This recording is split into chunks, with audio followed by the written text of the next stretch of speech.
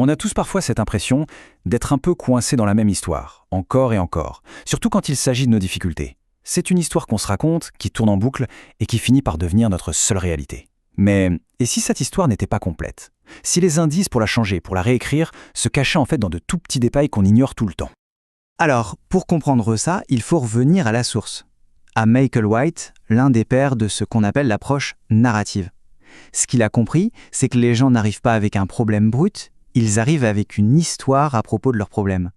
Et c'est cette histoire qui donne forme à leur expérience, qui donne un sens à ce qu'ils vivent. Tout part de là en fait. Le souci, c'est que parfois, l'une de ces histoires prend, toute la place. Elle devient tellement énorme, tellement puissante, qu'elle finit par nous définir complètement. C'est ce qu'on appelle l'histoire dominante. Une histoire dominante, voilà le terme. C'est un récit qui a été tellement répété, tellement renforcé, qu'il en vient à masquer toutes les autres facettes de qui on est. C'est un peu la différence entre dire « je lutte contre l'anxiété » et « je suis anxieux ». Voyez ? Dans le deuxième cas, l'identité et le problème ne font plus qu'un. J'aime beaucoup cette métaphore de l'autoroute, elle est très parlante. L'histoire dominante, c'est ça. Une immense autoroute à 6 voies. C'est la voie par défaut. Toutes nos pensées, toutes nos expériences semblent l'emprunter automatiquement.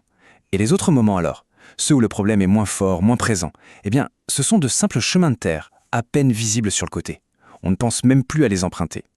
Alors la question c'est, comment on fait pour quitter cette autoroute? L'approche narrative nous propose de nous transformer en une sorte de détective. On va partir à la recherche d'indices, de ce qu'elle nomme les fines traces. Ce sont précisément ces exceptions, ces petits détails qui vont nous permettre de dessiner une nouvelle carte. Et là, le contraste est saisissant. D'un côté, on a l'histoire dominante. C'est l'autoroute, la règle générale, le récit hyper bruyant qu'on se répète sans arrêt.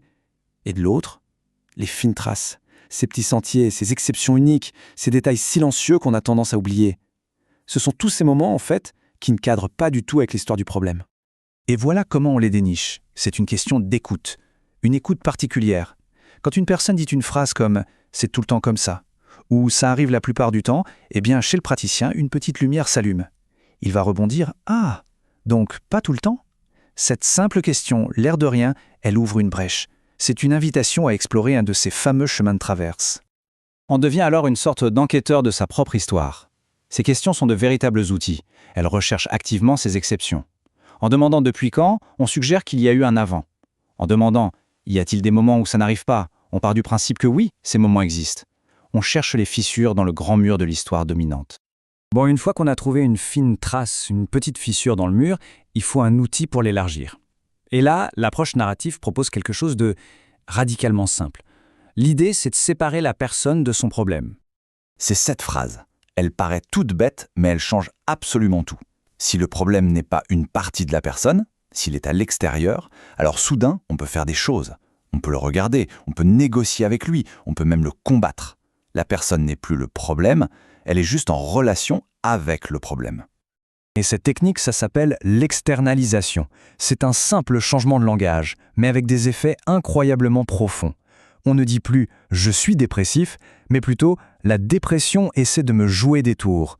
Le problème devient un personnage à part entière dans l'histoire, un adversaire, et non plus l'identité de la personne. Et pour rendre ce personnage encore plus réel, plus concret, on va jusqu'à lui donner un nom. Ces exemples sont issus de cas réels, d'ailleurs. En appelant le problème anorexie ou la voix critique, on peut commencer à étudier ses ruses, ses moments préférés pour attaquer, et surtout, les moments où on a réussi à lui tenir tête. Pour enquêter sur ce problème qui est maintenant à l'extérieur, il y a une méthode en 4 étapes. D'abord, on nomme le problème, on le décrit. Ensuite, on cartographie son influence sur les relations, le travail, les projets. Troisième étape, elle est cruciale, on évalue ses effets. Est-ce que c'est OK pour nous ou est-ce que ça pose problème? Et enfin, on se demande pourquoi on pense ça. Et c'est cette dernière question qui révèle ce qui compte vraiment pour nous, nos valeurs profondes. Et c'est là que tout se rejoint. Le but, ce n'est pas seulement de se battre contre le problème, c'est surtout de construire activement une nouvelle histoire. Une histoire qui nous plaît davantage, qui nous ressemble plus. C'est l'idée de redevenir l'auteur de sa propre vie. Si la vie est une histoire, alors on peut reprendre la plume, non? On n'est plus un simple personnage qui subit le scénario dicté par le problème. On redevient l'auteur, celui qui décide quels passages mettre en avant, quels événements méritent d'être soulignés, ceux qui sont en lien avec nos valeurs. Le processus devient donc très concret. On ne cherche pas à dynamiter l'autoroute de l'histoire dominante, non. On va simplement emprunter ces petits sentiers, ces fameuses fines traces, et on va les épaissir, c'est-à-dire qu'on en parle, on les raconte, on les explore, on les connecte les uns aux autres, jusqu'à ce qu'ils forment une nouvelle route, une histoire alternative qui devient de plus en plus facile, de plus en plus naturelle à suivre. On termine sur cette question, pour réfléchir, et si on se mettait tous à chercher ces fines traces dans nos vies, tous ces moments où, contre toute attente, on a agi différemment, en accord avec ce qui est important pour nous. Peut-être que la clé pour changer nos grandes histoires se trouve précisément dans ces tout petits détails, ces exceptions qu'on avait jusqu'ici complètement oubliées.